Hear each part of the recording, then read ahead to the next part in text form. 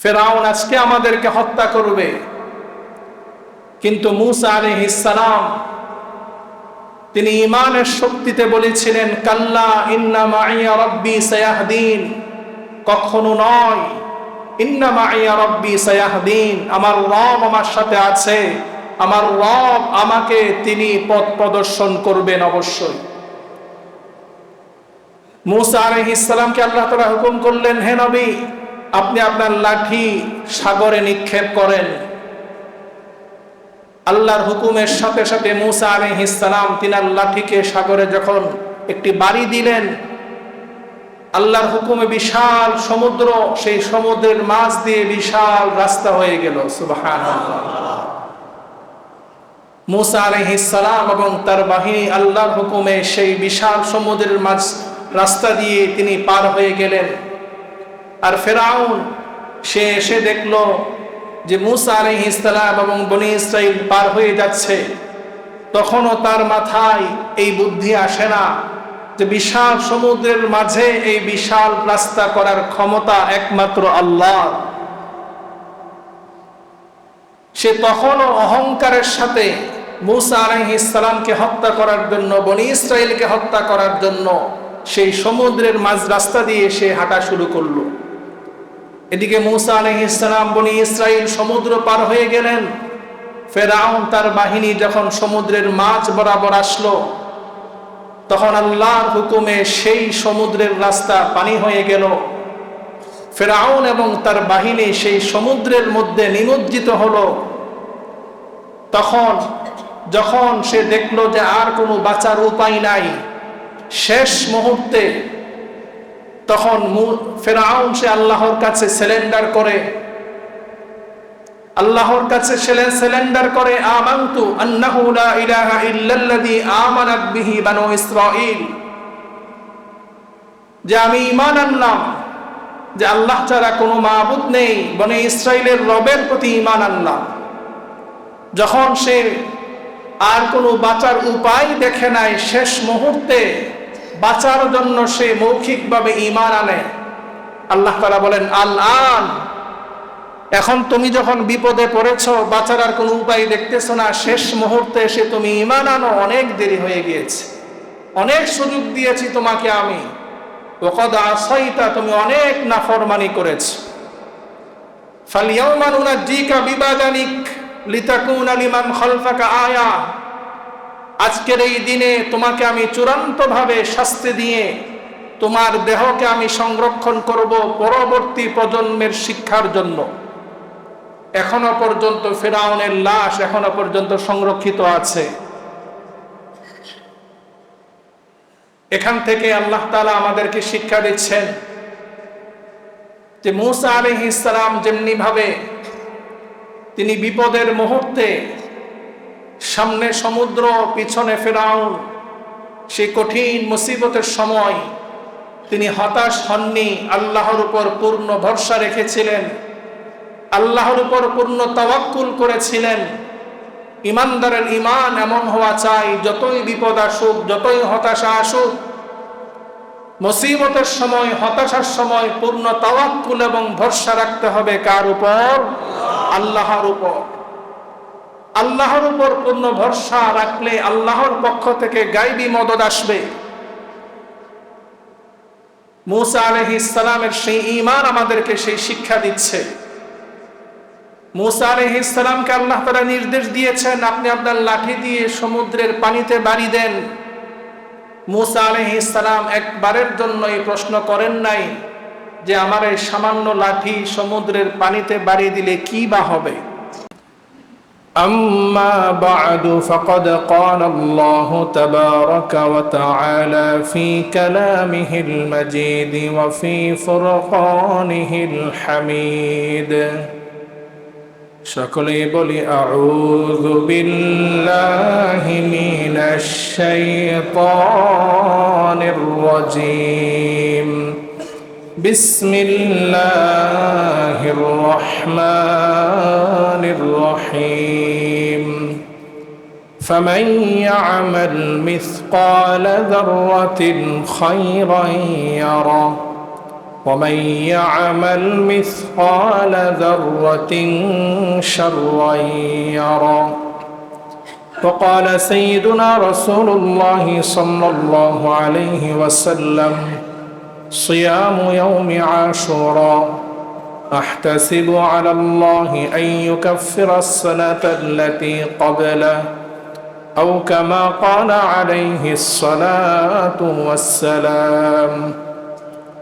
وقال تعالى في شان حبيبه آمرا ومخبرا: إن الله وملائكته يصلون على النبي يا أيها الذين آمنوا صلوا عليه وسلموا تسليما.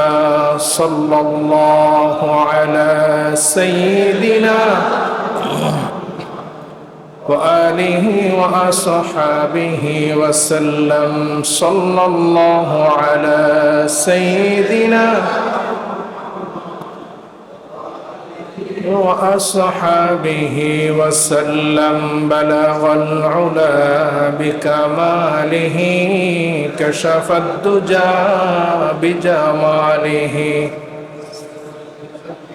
وخصاله صلوا عليه لا إله إلا الله لا إله إلا الله لا إله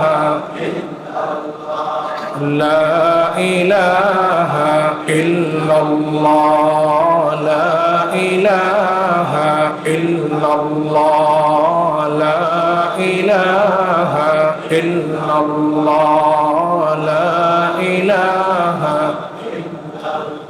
حسبي ربي جل الله ما في قلبي غير الله. نور محمد صلى الله لا إله إلا الله لا إله لا إله إلا الله محمد رسول الله صلى الله عليه وسلم.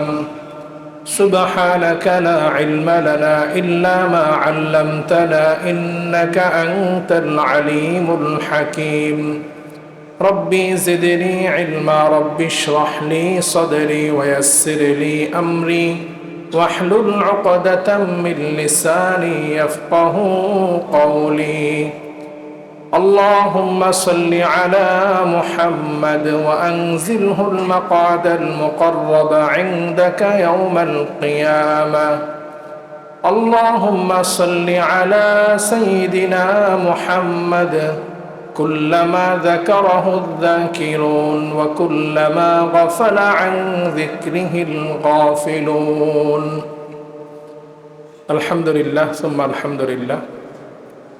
উপস্থিত মুআজ্জাজ মুকাররম ওয়াজিবুল ইহতিরাম সম্মানিত উলামায়ে কিরাম, আমার পিতৃতুল্য মুরব্বিয়ানা ইজম, সমবয়সী যুবক তরুণ ভাইয়েরা, স্নেহের মাসুম বাচ্চারা, পর্দার আড়াল থেকে শ্রবণরতা দিনদার পর্দানিশীন সম্মানিত মা ও বোনেরা, দূর দূরান্ত থেকে আগত মুহিব্বিন মুতাআল্লিকিন মুসাল্লিনা কিরাম, আমরা সর্বপ্রথম আল্লাহ তাআলার দরবারে শুকরিয়া আদায় করি যে আল্লাহ সুবহানাহু ওয়া তাআলা পবিত্রতম মুহররম মাসের দ্বিতীয় জুমায় আশুরার দিবসে আল্লাহ তাআলা আমাদেরকে এই মুহূর্ত পর্যন্ত সুস্থ হায়াত, নেক হায়াত দান করে পৃথিবীর সকল কাজ থেকে বিরত রেখে আল্লাহ তাআলার মহান ঘরে আমাদেরকে সকলের আগে আসার বসার তৌফিক এনায়েত করেছেন। অন্তরের অন্তঃস্থল থেকে, হৃদয়ের গভীর থেকে উচ্চ কণ্ঠের সমস্বরে কালিমাতুশ শুকর পড়ি আলহামদুলিল্লাহ। অসংখ্য অগণিত দরুদ এবং সালামের হাদিয়া পেশ করছি দু জাহানের বাদশাহ সরকারে দু আলম রাহমাতুল্লিল আলামিন জনাবে মুহাম্মদুর রাসূলুল্লাহ সাল্লাল্লাহু আলাইহি ওয়াসাল্লামের প্রতি। সম্মানিত মুসল্লিনা কিরাম, বৎসরের প্রথম মাস মুহররম মাস, সম্মানিত 4 মাসের মধ্যে শ্রেষ্ঠতম সম্মানিত মাস মুহররম মাস। এই মাসের মধ্যে একটি গুরুত্বপূর্ণ, তাৎপর্যপূর্ণ, ঐতিহাসিক দিবস হচ্ছে আশুরা। মুহররমের 10 তারিখ আজকে সেই ঐতিহাসিক গুরুত্বপূর্ণ আশুরার দিবস। আশুরা এই শব্দটি আশের শব্দ থেকে এসেছে। আশের শব্দের অর্থ হচ্ছে 10। মুহররমের 10 তারিখকেই আশুরা বলা হয়ে থাকে। ইসলামের ইতিহাসে এই আশুরার তাৎপর্য, গুরুত্ব অনেক পূর্ব থেকে। রাসূল আকরাম সাল্লাল্লাহু আলাইহি ওয়াসাল্লামের হিজরতের পর মক্কা থেকে মদিনায় যখন গেলেন, মদিনায় গিয়ে দেখলেন মদিনার ইহুদিরা তারা আশুরার দিবসে রোজা রাখে। বুখারী মুসলিমের বর্ণনায় এসেছে, রাসূল আকরাম সাল্লাল্লাহু আলাইহি ওয়াসাল্লাম ইহুদিদেরকে জিজ্ঞেস করলেন, মা হাযাল ইয়াউম আল্লাযী তাসুমুনাহু, তোমরা আজকের এই দিবসে যে রোজা রেখেছো, এটা কোন দিবস, কি কারণে তোমরা রোজা রেখেছো? ইহুদিরা রাসূল আকরাম সাল্লাল্লাহু আলাইহি ওয়াসাল্লামের প্রশ্নের উত্তরে বলে, হাযা ইয়াউমুন আযীম, এই দিবসটি একটি মহান দিবস, একটি মর্যাদাপূর্ণ ঐতিহাসিক দিবস। এই মহান দিবস কি কারণে? সামনের ব্যাখ্যায় বলা হচ্ছে, আনজাল্লাহু ফীহি মূসা ওয়া কওমাহু ওয়া গররাকা ফিরআউনা ওয়া কওমাহু। আল্লাহ সুবহানাহু ওয়া তাআলা এই আশুরার দিবসে আল্লাহ তাআলার পয়গম্বর হযরত মূসা আলাইহিস সালাম এবং তিনার কওম বনি ইসরাইলকে ইতিহাসের শ্রেষ্ঠতম জালেম স্বৈরশাসক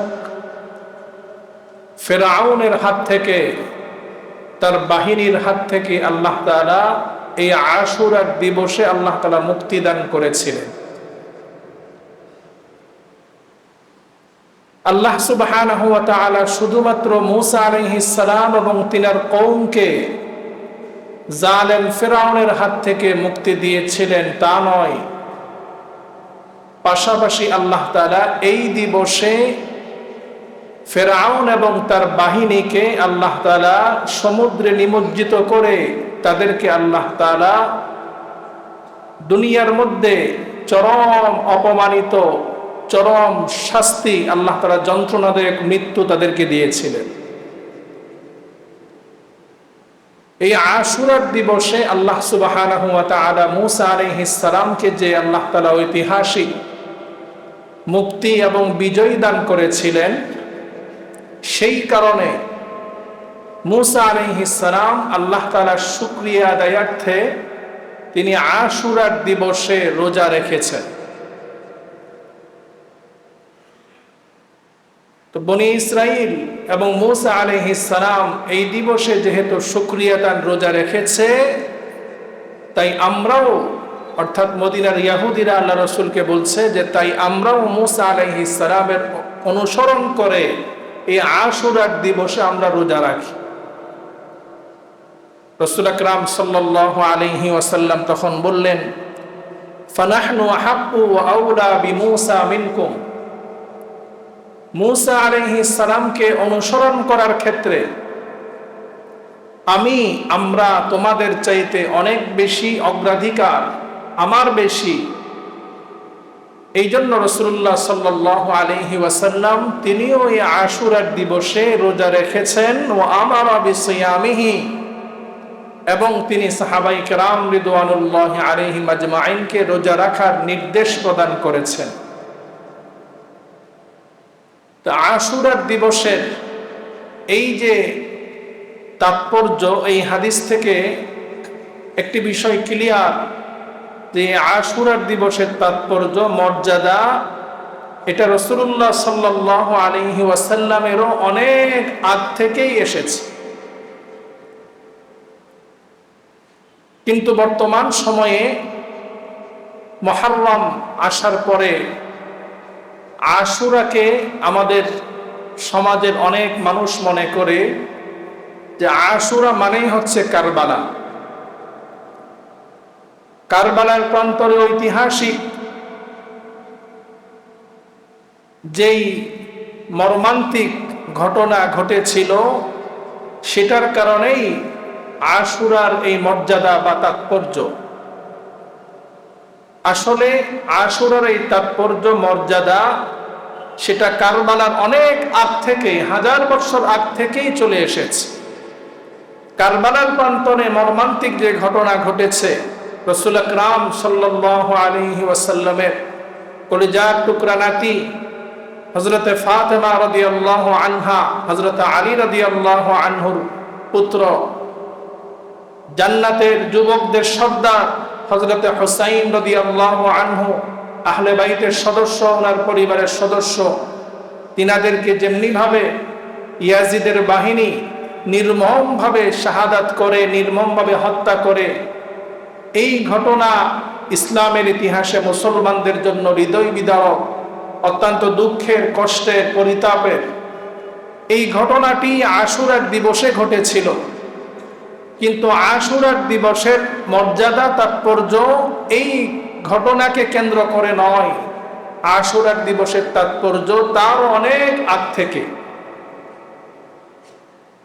আশুরার দিবসকে কেন্দ্র করে অনেক বানোয়াট কিছু কথা আমাদের সমাজে প্রচলিত, বিভিন্ন জাল বর্ণনা আমাদের সমাজে প্রচলিত, যে আশুরার দিবসে হযরত আদম আলাইহিস সালাম এবং হাওয়া আলাইহিস সালাম তিনারা দোয়া করেছিলেন, সেই দোয়া কবুল হয়েছে। এভাবে করে অনেক কথা আমাদের সমাজের মধ্যে প্রচলিত আছে, যেগুলো আসলে ভিত্তিহীন। আশুরার দিবসকে কেন্দ্র করে সহিহ বর্ণনায় সবচাইতে নির্ভরযোগ্য বর্ণনা হচ্ছে যেটি আমি আপনাদের সামনে পাঠ করেছি। আল্লাহ সুবহানাহু ওয়া তাআলা মূসা আলাইহিস সালামকে এই দিবসে মুক্তি দান করেছিলেন। এই দিবসে আল্লাহ সুবহানাহু ওয়া তাআলা মূসা আলাইহিস সালামকে যে মুক্তি দান করেছেন, মূসা আলাইহিস সালাম যে মুক্তি পেয়েছেন, এটা আল্লাহ তাআলার পক্ষ থেকে বিশাল বড় একটি নিয়ামত, বিশাল বড় একটি বিজয়। মূসা আলাইহিস সালাম সেই নিয়ামত পাওয়ার পর তিনি আল্লাহর শুকরিয়া আদায় করেছেন, তিনি রোজা রেখেছেন। এখান থেকে আমাদের একটি শিক্ষা হচ্ছে, আল্লাহ তাআলার পক্ষ থেকে যখন আমরা কোনো নিয়ামত প্রাপ্ত হব, কোনো সফলতা অর্জন করব, তখন আমরা আল্লাহ তাআলার শুকরিয়া আদায় করব। আল্লাহ তাআলার শুকরিয়া শুধুমাত্র মুখে মুখে নয়, সেটা ইবাদতের মাধ্যমে, আমাদের কর্মের মাধ্যমে আদায় করতে হবে। আল্লাহ সুবহানাহু ওয়া তাআলা এখান থেকে একটি শিক্ষা দিচ্ছেন যে পৃথিবীর ইতিহাসে অন্যতম শ্রেষ্ঠতম জালেম স্বৈর শাসক ছিল ফিরআউন। সে এমন একজন ব্যক্তি ছিল, সে নিজেকে রব দাবি করেছিল, আনা রাব্বুকুমুল আ'লা। বর্তমানে পৃথিবীতে নিজেকে রব দাবি করে এমন কোন স্বৈর শাসক পাওয়া যাবে না। কিন্তু ফিরআউন এমন একজন স্বৈর শাসক, জালেম ছিল, যে নিজেকে খোদা দাবি করেছে। চূড়ান্ত দাম্ভিক, অহংকারী একজন ব্যক্তি ছিলেন। তখনকার সময়ে জ্যোতিষীরা যেই কথা বলতো, মানুষ সেই কথা বিশ্বাস করত। ফিরআউনের কাছে জ্যোতিষীরা খবর দিল যে আপনার সামনে এমন একজন ব্যক্তি আপনার প্রতিদ্বন্দ্বী হিসাবে আসছে, যে আপনার এই ক্ষমতা, আপনার এই মসনদকে চুরমার করে দিবে। আপনার এই জাতির মধ্যে এমন একজন সন্তান আসছে, ছেলে সন্তান। ফিরআউন এই কথা শোনার পর তিনি সকল সন্তান যারা ছিল, ছেলে সন্তান সকলকে সাথে সাথে হত্যার নির্দেশ দিয়ে দিল, এবং যত সন্তান দুনিয়াতে আসবে তাদেরকে হত্যার নির্দেশ দিয়ে দিল। কিতাবের মধ্যে এসেছে যে সে 90,000 শিশু বাচ্চাকে সে হত্যা করেছে।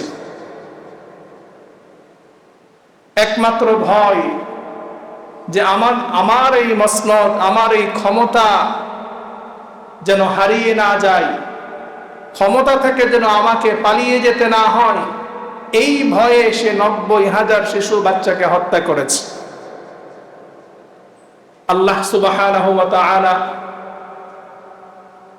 যাকে বাঁচাবেন, যাকে ইজ্জত দিবেন, যাকে ক্ষমতা দিবেন, ফিরআউনের মতো হাজারো ফিরআউন মিলে তার কোনো ক্ষতি করতে পারবে না।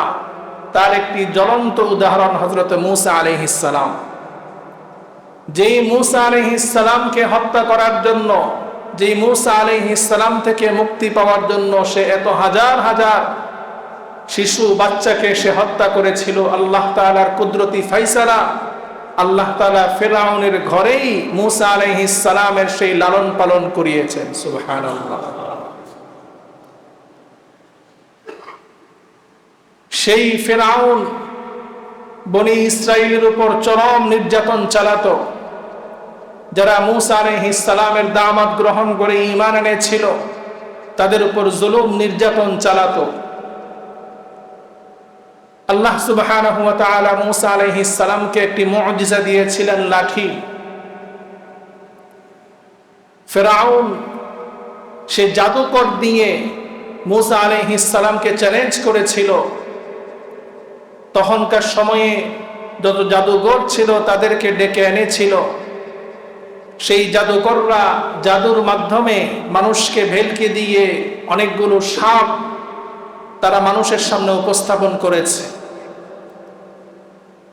অনেক মানুষের সামনে মূসা আলাইহিস সালামকে আল্লাহ তাআলার পক্ষ থেকে নির্দেশ, হে নবী, আনালকি আসাক, আপনাকে যে লাঠি দিয়েছি আপনি এর লাঠি নিক্ষেপ করেন। আল্লাহর পয়গম্বর আল্লাহর হুকুম মানার সাথে সাথে লাঠি নিচে নিক্ষেপ করলেন। লাঠি নিক্ষেপ করার সাথে সাথে সেই লাঠি সাপে পরিণত হয়ে গেল। আল্লাহর সেই কুদরতি সাপ জাদুকরদের সকল সাপগুলোকে গিলে ফেলল। সুবহানাল্লাহ। জাদুকররা এই অবস্থা দেখে তারা মূসা আলাইহিস সালামের প্রতি ঈমান আনলো, আল্লাহর প্রতি ঈমান আনলো। এই অবস্থা দেখে ফিরআউন যত জাদুকর ঈমান এনেছিল তাদেরকে উভয় দিক দিয়ে এক হাত এবং এক পা কর্তন করে দিয়েছিল। তারপরও জাদুকররা ঈমান থেকে পিছপা হন নাই।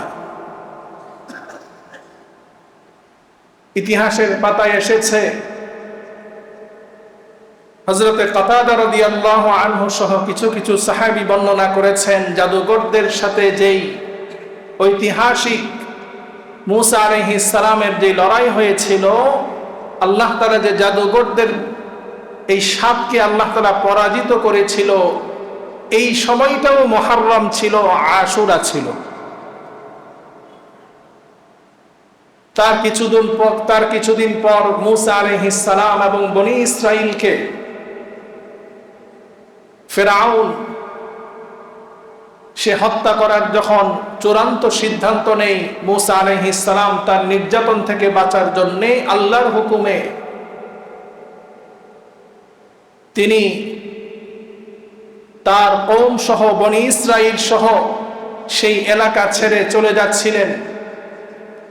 যখন ফিরআউন এই কথা শুনতে পেল যে মূসা আলাইহিস সালাম এবং বনি ইসরাইল তারা পালিয়ে চলে যাচ্ছে, তখন সে তার সকল সৈন্যবাহিনী, সকল শক্তি একত্রিত করে মূসা আলাইহিস সালাম এবং বনি ইসরাইলের পিছু নিল। আল্লাহর পয়গম্বর মূসা আলাইহিস সালাম সামনের দিকে এগিয়ে গেলেন, পিছনে বনি ইসরাইল, তার পিছনে আবার ফিরআউনের বাহিনী।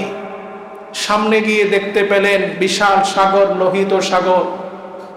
পিছনে আবার ফেরাউন, বনে ইসরাইল তারা ভয় পেয়ে গেল, হতাশ হয়ে গেল। তারা বলে উঠল, ইন্না লামুদরাকুন, আমরা তো পাকড়াও হয়ে গেলাম, ফেরাউন আজকে আমাদেরকে হত্যা করবে। কিন্তু মূসা আলাইহিস সালাম তিনি ঈমানের শক্তিতে বলেছিলেন, কাল্লা ইন্না মাইয়া রাব্বি সায়াহদিন, কখনো নয়, ইন্না মাইয়া রাব্বি সায়াহদিন, আমার রব আমার সাথে আছে, আমার রব আমাকে তিনি পথ প্রদর্শন করবেন অবশ্যই। মূসা আলাইহিস সালামকে আল্লাহ তাআলা হুকুম করলেন, হে নবী, আপনি আপনার লাঠি সাগরে নিক্ষেপ করেন। আল্লাহর হুকুমের সাথে সাথে মূসা আলাইহিস সালাম তিনার লাঠিকে সাগরে যখন একটি বাড়ি দিলেন, আল্লাহর হুকুমে বিশাল সমুদ্র, সেই সমুদ্রের মাঝ দিয়ে বিশাল রাস্তা হয়ে গেল। সুবহানাল্লাহ। মূসা আলাইহিস সালাম এবং তার বাহিনী আল্লাহর হুকুমে সেই বিশাল সমুদ্রের মাঝ রাস্তা দিয়ে তিনি পার হয়ে গেলেন। আর ফেরাউন সে এসে দেখলো যে মূসা আলাইহিস সালাম এবং বনী ইসরাইল পার হয়ে যাচ্ছে। তখনও তার মাথায় এই বুদ্ধি আসে না যে বিশাল সমুদ্রের মাঝে এই বিশাল রাস্তা করার ক্ষমতা একমাত্র আল্লাহ। সে তখনও অহংকারের সাথে মূসা আলাইহিস সালামকে হত্যা করার জন্য, বনী ইসরাইলকে হত্যা করার জন্য সেই সমুদ্রের মাঝ রাস্তা দিয়ে সে হাঁটা শুরু করলো। এদিকে মূসা আলাইহিস সালাম বনী ইসরাইল সমুদ্র পার হয়ে গেলেন। ফেরাউন তার বাহিনী যখন সমুদ্রের মাঝ বরাবর আসলো, তখন আল্লাহর হুকুমে সেই সমুদ্রের রাস্তা পানি হয়ে গেল। ফেরাউন এবং তার বাহিনী সেই সমুদ্রের মধ্যে নিমজ্জিত হলো। তখন যখন সে দেখলো যে আর কোনো বাঁচার উপায় নাই, শেষ মুহূর্তে তখন ফেরাউন সে আল্লাহর কাছে সিলেন্ডার করে, আমানতু আন্নাহু লা ইলাহা ইল্লাল্লাযী আমানাত বিহি বানু ইসরাঈল, যে আমি ঈমান আনলাম যে আল্লাহ ছাড়া কোনো মাবুদ নেই, বনী ইসরাইলের রবের প্রতি ঈমান আনলাম। যখন সে আর কোনো বাঁচার উপায় দেখে নাই, শেষ মুহূর্তে বাঁচার জন্য সে মৌখিকভাবে ঈমান আনে। আল্লাহ তাআলা বলেন, আল-আন, এখন তুমি যখন বিপদে পড়েছো, বাঁচার আর কোনো উপায় দেখতেছো না, শেষ মুহূর্তে এসে তুমি ঈমান আনো, অনেক দেরি হয়ে গিয়েছে, অনেক সুযোগ দিয়েছি তোমাকে আমি। ওয়াকাদ আসাইতা, তুমি অনেক নাফরমানি করেছো। ফালইয়াউমা নুনাজ্জিকা বিবাদানিক লিতাকুনা লিমান খালফাকা আয়া, আজকের এই দিনে তোমাকে আমি চূড়ান্তভাবে শাস্তি দিয়ে তোমার দেহকে আমি সংরক্ষণ করব পরবর্তী প্রজন্মের শিক্ষার জন্য। এখনো পর্যন্ত ফিরআউনের লাশ এখনো পর্যন্ত সংরক্ষিত আছে। এখান থেকে আল্লাহ তাআলা আমাদেরকে শিক্ষা দিচ্ছেন যে মূসা আলাইহিস সালাম যেমনি ভাবে তিনি বিপদের মুহূর্তে, সামনে সমুদ্র, পিছনে ফিরআউন, সেই কঠিন মুসিবতের সময় তিনি হতাশ হননি, আল্লাহর উপর পূর্ণ ভরসা রেখেছিলেন, আল্লাহর উপর পূর্ণ তাওয়াক্কুল করেছিলেন। ঈমানদারের ঈমান এমন হওয়া চাই, যতই বিপদ আসুক, যতই হতাশা আসুক, মুসিবতের সময়, হতাশার সময় পূর্ণ তাওয়াক্কুল এবং ভরসা রাখতে হবে কার উপর? আল্লাহর উপর। আল্লাহর উপর পূর্ণ ভরসা রাখলে আল্লাহর পক্ষ থেকে গায়বী মদদ আসবে। মূসা আলাইহিস সালামের সেই ঈমান আমাদেরকে সেই শিক্ষা দিচ্ছে। মূসা আলাইহিস সালামকে আল্লাহ তাআলা নির্দেশ দিয়েছেন, আপনি আপনার লাঠি দিয়ে সমুদ্রের পানিতে বাড়ি দেন। মূসা আলাইহিস সালাম একবারের জন্য এই প্রশ্ন করেন নাই যে আমার এই সামান্য লাঠি সমুদ্রের পানিতে বাড়ি দিলে কি বা হবে। আল্লাহর নির্দেশ এসেছে, সাথে সাথে কোনো সওয়াল নাই, কোনো প্রশ্ন নেই, সাথে সাথে তিনি আমল করেছেন। এখান থেকে আমাদের শিক্ষা, আল্লাহর পক্ষ থেকে, আল্লাহ রসুলের পক্ষ থেকে যখন যে নির্দেশ আমাদের সামনে আসবে, কোনো সওয়াল ছাড়া, প্রশ্ন করা ছাড়া সেই নির্দেশ আমাদেরকে মানতে হবে। যে ফেরাউনের মতো জালেম স্বৈর শাসক, যে নিজেকে খোদা দাবি করেছে, রব দাবি করেছে, তার সেই জুলুম, তার সেই নির্যাতন, তার সেই ক্ষমতা, সেটা চিরস্থায়ী ছিল না। আল্লাহ তাআলা জালেমকে জুলুম করার সুযোগ দিয়েছেন, কিন্তু আল্লাহ তাআলা তাকে ছেড়ে দেননি। আল্লাহ তাআলা ছাড় দেন, কিন্তু ছেড়ে দেন না। যখন জালেম জুলুমের শেষ মাত্রায় চলে যায়, সীমা লঙ্ঘন করে, আল্লাহ তাআলা তাকে দুনিয়াতেও লাঞ্ছিত করেন, আখিরাতেও লাঞ্ছিত করবেন। মুহতারাম হাজিরিন, আল্লাহ তাআলা এই আশুরার দিবসে মূসা আলাইহিস সালাম এবং তার জাতিকে, বনি ইসরাইলকে, এই যে ফেরাউনের হাত থেকে আল্লাহ তাআলা মুক্তি দিয়েছেন, সেই জন্য শুকরিয়াতান এই দিবসে মূসা আলাইহিস সালাম রোজা রেখেছেন, রাসূলুল্লাহ সাল্লাল্লাহু আলাইহি ওয়াসাল্লাম নিজে রেখেছেন, আমাদেরকেও রাখতে বলেছেন। তাই আশুরার দিবসের আমাদের অন্যতম একটি করণীয় আমল হচ্ছে এই দিবসে নফল রোজা রাখা।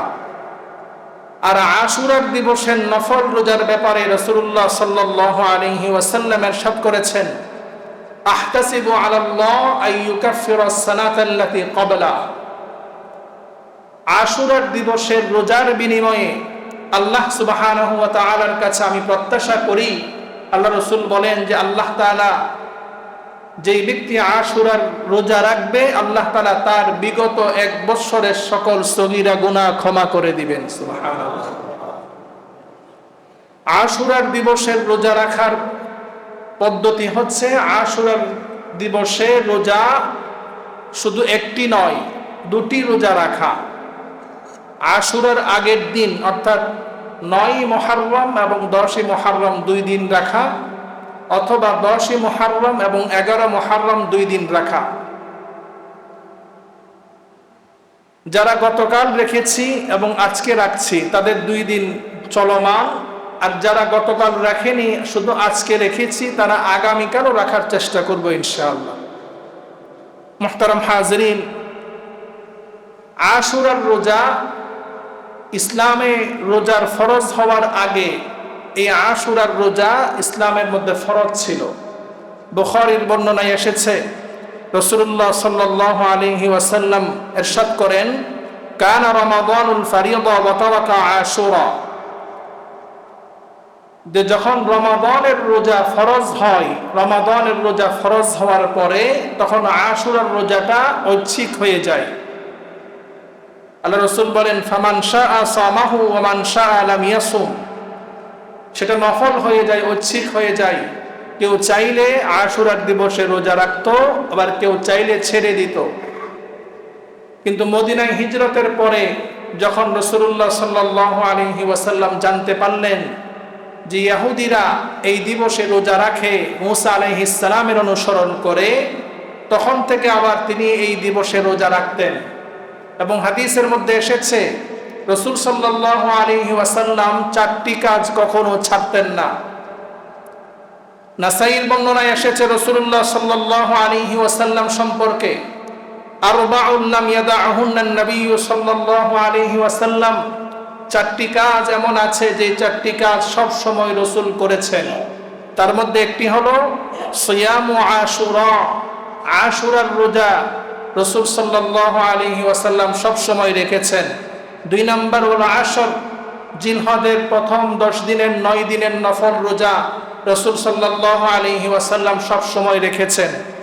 3 নম্বর সালাসাতু আইয়ামিন মিন কুল্লি শাহর, প্রত্যেক মাসের, আরবি মাসের 3 দিনের রোজা, 13, 14, 15 আইয়ামে বীজের এই 3 দিনের রোজা রাসূল সব সময় রেখেছেন। নাম্বার 4 ওয়া রাকাতাইনি ক্বাবলাল গাদা, ফজরের আগে 2 রাকাত সুন্নত, এই নামাজ রাসূল সব সময় আদায় করেছেন, কখনো ছাড়েননি। এই 4টি আমল রাসূল সাল্লাল্লাহু আলাইহি ওয়াসাল্লাম সব সময় করেছেন। এই 4 আমলের মধ্যে আশুরার রোজাও আছে। এই জন্য আমরাও চেষ্টা করব আশুরার রোজার আমল করার জন্য। আল্লাহ তাআলা আমাদেরকে তৌফিক দান করুক। মুহতারাম হাজিরিন, আশুরার রোজা 2টি রাখার কারণ কি? কারণ হচ্ছে,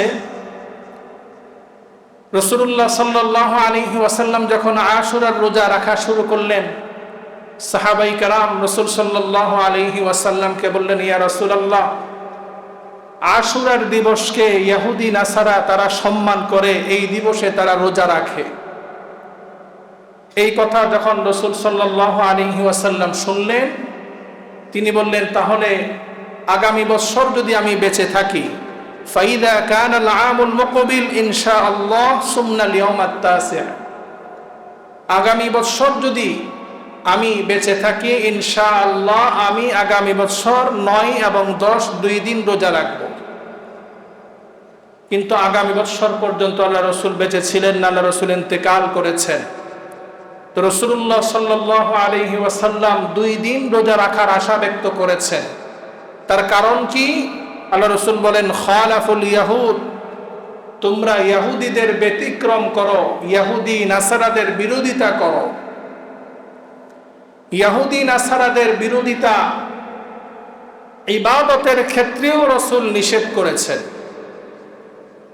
রোজা একটি ইবাদত, সেই ইবাদতের সাথে যেন ইহুদিদের সাথে সাদৃশ্যতা হয়ে না যায়। ইবাদতের ক্ষেত্রেও ইহুদি নাসারাদের বিরোধিতা করার রাসূলের হুকুম, আর সকল ক্ষেত্রে তো ইহুদি নাসারাদের অনুসরণ সম্পূর্ণ হারাম। ইহুদি নাসারা বিধর্মীদের অনুসরণের ক্ষেত্রে রাসূল সাল্লাল্লাহু আলাইহি ওয়াসাল্লাম কতটা কঠিন হলে ইবাদতের ক্ষেত্রেও রাসূল নিষেধ করেছেন। কিন্তু দুঃখের বিষয়, আফসোসের বিষয় হচ্ছে, আমাদের এখন ব্যক্তি জীবন থেকে শুরু করে পারিবারিক জীবন, সামাজিক জীবন, রাষ্ট্রীয় জীবন, আন্তর্জাতিক জীবন, সকল ক্ষেত্রে আমরা ইহুদি নাসারাদের অনুসরণের মধ্যেই ডুবে আছি। শুধুমাত্র ইহুদি নাসারাদের অনুসরণে ডুবে আছি তা নয়, আমরা এখন ইহুদি নাসারাদের অনুসরণকে নিজেদের জন্য গর্বের বিষয় হিসাবে আমরা সাব্যস্ত করি, নিজেদেরকে গর্ববোধ করি। পশ্চিমা কালচার, পশ্চিমা রাজনীতি, পশ্চিমা এডুকেশন, পশ্চিমা সংস্কৃতি, এই সব কিছু এখন আমাদের মধ্যে চলে এসেছে এবং সেগুলোকে আমরা নিজেদের জন্য গর্ববোধ করি। আজকে মুসলমানের অধঃপতন কোথায় গিয়ে ঠেকেছে? যেখানে রাসূল সাল্লাল্লাহু আলাইহি ওয়াসাল্লাম ইহুদি খ্রিস্টানদের অনুসরণ ইবাদতে নিষেধ করেছে, সেখানে আমরা প্রতিটা কদমে কদমে ইহুদি নাসারাদের অনুসরণ করছি। রাসূলুল্লাহ সাল্লাল্লাহু আলাইহি ওয়াসাল্লাম ইরশাদ করেছেন, খালাফুল মুশরিকিন, তোমরা মুশরিকদের বিরোধিতা করো। মুশরিকরা যেমন কাপড় পরিধান করবে, মুশরিকদের কাপড়ের সাথে তোমরা নিজেরা সাদৃশ্য রেখে কাপড় পরিধান করবে না। আল্লাহ রাসূল বলেন, আহফুশ শাওয়ারিব ওয়া আউফুল লিহিয়া, মুশরিকদের বিরোধিতা করে তোমাদের যে মোচ আছে, মোচ গোফ, এই গোফকে তোমরা ছোট রাখো, দাড়িকে তোমরা লম্বা করো। আমার চেহারার মধ্যে যদি রাসূলুল্লাহ সাল্লাল্লাহু আলাইহি ওয়াসাল্লামের অনুসরণ না থাকে, আদর্শ না থাকে, আমি কেমন উম্মত হলাম, আমি কেমন আশিকে রাসূল হলাম? রাসূলুল্লাহ সাল্লাল্লাহু আলাইহি ওয়াসাল্লামের দরবারে একবার কিসরার 2 জন ব্যক্তি আসলো প্রতিনিধি হিসাবে। রাসূল তাদেরকে দেখার সাথে সাথে রাসূল চেহারা ফিরিয়ে নিলেন। ওই 2 ব্যক্তির দাড়ি মুন্ডনও ছিল, তাদের মুখে কোনো দাড়ি ছিল না। রাসূলুল্লাহ সাল্লাল্লাহু আলাইহি ওয়াসাল্লাম তাদেরকে বললেন যে, তোমরা যে দাড়ি মুন্ডিয়েছো, কেন মুন্ডিয়েছো? তারা বলল, আমারানা বিরব্বিনা, আমাদের রব। তারা বাদশাকে, কিসরার যে বাদশাহ, তাকে তারা রব মনে করত। তারা বলে যে আমাদের রব আমাদেরকে দাড়ি মুন্ডনের নির্দেশ দিয়েছে। রাসূলুল্লাহ সাল্লাল্লাহু আলাইহি ওয়াসাল্লাম ইরশাদ করেন, লাকিন্না রাব্বি ক্বাদ আমারানি বিইফাই লিহিয়াতি ওয়া কাসসি শারিবি। আল্লাহ রাসূল বলেন, তোমাদের রব তোমাদেরকে দাড়ি মুন্ডনের নির্দেশ দিয়েছে, কিন্তু আমার রব আল্লাহ আমাকে দাড়ি লম্বা করার এবং মোচ ছোট করার নির্দেশ দিয়েছে। মুহতারাম হাজরিন, আমি আপনি সেই মুশরিকদের অনুসরণ করে মোচ বড় রাখবো, দাড়ি ছোট করব, নাকি রাসূলুল্লাহ সাল্লাল্লাহু আলাইহি ওয়াসাল্লামের অনুসরণ করে মুখ ছোট রাখবো, দাড়ি লম্বা করব, সিদ্ধান্ত আমার আপনার। আপনার সিদ্ধান্ত। রাসূল সাল্লাল্লাহু আলাইহি ওয়াসাল্লাম স্পষ্ট বলেছেন, লাইসা মিন্না মান তাশাব্বাহা বিগাইরিনা, সেই ব্যক্তি আমার উম্মতের অন্তর্ভুক্ত নয় যেই ব্যক্তি ইহুদি খ্রিস্টানদের সাদৃশ্যতা অর্জন করেছে। আমি আপনি যদি ইহুদি খ্রিস্টানদের সাদৃশ্যতা ধরে রাখি, তাদেরকে অনুসরণ করি, তাহলে কিয়ামতের ময়দানে তাদের সাথেই আমার হাসর নসর হবে। এই জন্য মুহতারাম হাজরিন, হয়তোবা অনেকে ইহুদি খ্রিস্টানদের অনুসরণ করে দাড়ি মুন্ডান না, এটা অনেকেই আছি।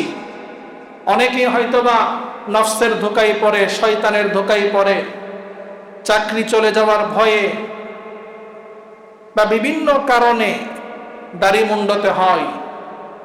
কিন্তু আপনি যত নেক আমল করেন, নামাজ পড়েন, রোজা রাখেন, সদকা করেন, আপনি যখন মৃত্যুবরণ করবেন, আপনার নামাজ সেই দিন আপনার সাথে দেখা যাবে না, আপনার রোজা সেই দিন আপনার সাথে দেখা যাবে না, আপনার সদকা সেই দিন আপনার সাথে দেখা যাবে না। একটা মাত্র আমল সেটা আপনার সাথে সেই দিন দেখা যাবে, সেটা হচ্ছে আপনার দাড়ি। আপনি যখন মৃত্যুবরণ করবেন, সেই দিন প্রকাশ্যভাবে বোঝা যাবে না আপনি নামাজি না বেনামাজি, প্রকাশ্যভাবে বোঝা যাবে না আপনি রোজাদার না বেরোজদার, কিন্তু সেই দিন একটি আমল প্রকাশ্য হবে, সেটা হলো আপনি রাসূলুল্লাহ সাল্লাল্লাহু আলাইহি ওয়াসাল্লামের আদর্শ, এই দাড়ি আপনি রেখেছেন, সেটার দ্বারা আপনি যে নবী প্রেমিক আশিক রাসূল সেটা প্রমাণ হবে। এই জন্য মুহতারাম হাজরিন, আল্লাহর ওয়াস্তে কার কখন মৃত্যু চলে আসে কেউ তো জানি না। আজকে আমার বয়স কম, আমি যুবক, আমি মধ্যবয়সী, আজকে দাড়ি রাখবো না পরে রাখবো, আমার আপনার মৃত্যু কখন হবে কোনো গ্যারান্টি নেই। এই জন্য আল্লাহকে খুশি করার জন্য, আল্লাহ রসুলকে খুশি করার জন্য আমি আপনি আল্লাহ রসুলের এই সুন্নাহ, ইসলামের বর্তমান সকল উলামায়ে কেরাম এই বিষয়ে একমত, সকল মাযহাবের ইমামরা এই বিষয়ে একমত যে দাড়ি লম্বা করা, কমপক্ষে এক মুষ্টি দাড়ি রাখা ওয়াজিব। এই জন্য মুহতারাম হাজরিন, আসুন আমরা নিজেরাও এই আমল করার চেষ্টা করি, আমাদের সন্তান, তাদেরকে, আমাদের ছেলেদেরকেও দাড়ি রাখার উপর তাদেরকে আমল করানোর ব্যাপারে তাদেরকেও আমরা দাওয়াত দিই। অনেক মা বাবা আছি, শোনা যায় নিজে দাড়ি রাখে না বাবা, কিন্তু ছেলে দাড়ি রাখতে চাইলে তাকে নিষেধ করে, বাধা দেয়। খুবই দুঃখের বিষয়। মুহতারাম হাজরিন, আজকের এই আশুরার দিবসে আল্লাহ রসুল সাল্লাল্লাহু আলাইহি ওয়াসাল্লাম আরেকটি আমলের কথা বলেছেন, সেটা হলো তাওবা ইস্তেগফারের আমল। এই দিনে আল্লাহ তাআলা, হাদিসের মধ্যে এসেছে, পূর্ববর্তী কওমের তাওবা আল্লাহ তাআলা কবুল করেছেন এবং ভবিষ্যতে কওমের তাওবা আল্লাহ তাআলা কবুল করবেন। এই আশুরার দিবসে নফল রোজার পাশাপাশি আরেকটি গুরুত্বপূর্ণ আমল হচ্ছে বেশি বেশি তাওবা ইস্তেগফার করা। আমার আপনার জীবনে গুনাহের কোনো শেষ নাই, অগণিত গুনাহ। আল্লাহর পয়গম্বর রাসূল আকরাম সাল্লাল্লাহু আলাইহি ওয়াসাল্লাম, যার জীবনে কোনো গুনাহ ছিল না, আল্লাহ রাসূল বলেন, আমি দৈনিক 100 বার তাওবা ইস্তেগফার করি। আমি আপনি সারাদিনে কয়বার করি বলেন? আস্তাগফিরুল্লাহ ওয়া আতুবু ইলাইহি, আস্তাগফিরুল্লাহ ওয়া আতুবু ইলাইহি। এই শব্দ, এই কালিমা, এটা পড়তে 100 বার পড়তে কতক্ষণ সময় লাগবে? হাঁটতে, বসতে, চলতে, ফিরতে এই ইস্তেগফারের আমলটা করি, আস্তাগফিরুল্লাহ ওয়া আতুবু ইলাইহি। এই আমলটা যদি আমরা আমাদের জন্য, নিজেদের জন্য আবশ্যক করে ফেলি, তাহলে দেখবেন ইনশাআল্লাহ আল্লাহ তাআলা আমাদের জীবনে অফুরন্ত বরকত আল্লাহ তাআলা দান করবে। আমাদের জীবন থেকে সকল প্রকারের সংকীর্ণতা, সকল প্রকারের বালা মুসিবত আল্লাহ তাআলা দূর করে দিবেন। ইস্তেগফারের অনেক ফজিলত, সেই বিষয়ে অন্য সময় আলোচনা করব। বিশেষ করে সাইয়্যিদুল ইস্তেগফার, ইস্তেগফারের মধ্যে যেটা সর্বশ্রেষ্ঠ ইস্তেগফার, হাদিসের মধ্যে এসেছে, যেই ব্যক্তি সকালবেলা অন্তর থেকে সাইয়্যিদুল ইস্তেগফার একবার পাঠ করবে, সে যদি সন্ধ্যার আগে মৃত্যুবরণ করে, আল্লাহ রাসূল বলেন সেই ব্যক্তি জান্নাতি। সুবহানাল্লাহ। আল্লাহ রাসূল বলেন যে ব্যক্তি সন্ধ্যায় সাইয়্যিদুল ইস্তিগফার পাঠ করবে, সেই ব্যক্তি সকাল হওয়ার আগে যদি মৃত্যুবরণ করে, সেই ব্যক্তি জান্নাতি। সুবহানাল্লাহ। কত কিছুই তো আমরা মুখস্থ রাখি, মুখস্থ করি। সাইয়্যিদুল ইস্তিগফার এটাও আমরা মুখস্থ করার চেষ্টা করি। আল্লাহুম্মা আনতা রাব্বি লা ইলাহা ইল্লা আনতা খালাকতানি ওয়া আনা আবদুকা ওয়া আনা আলা আহদিকা ওয়া ওয়া'দিকা মাস্তাতা'তু আবুউ লাকা বিনি'মাতিকা আলাইয়া ওয়া আবুউ বিযামবি ফাগফির লি ফাইন্নাহু লা ইয়াগফিরুয যুনুবা ইল্লা আনতা। আল্লাহ সুবহানাহু ওয়া তাআলা আমাদের সকলকে পবিত্র এই আশুরার দিবসে যে আমল করার কথা কোরআন হাদিসের মধ্যে এসেছে, আল্লাহ তাআলা আমাদের সকলকে আমল করার তৌফিক দান করুক। এই আশুরার দিবসে আল্লাহ তাআলা আমাদের সকলের তাওবা ইস্তিগফারকে কবুল করে আল্লাহ তাআলা আমাদের সকলের গুনাহ খাতাগুলোকে আল্লাহ তাআলা মাফ করুন। ওয়া আখিরু দাওয়ানা আনিল হামদুলিল্লাহ।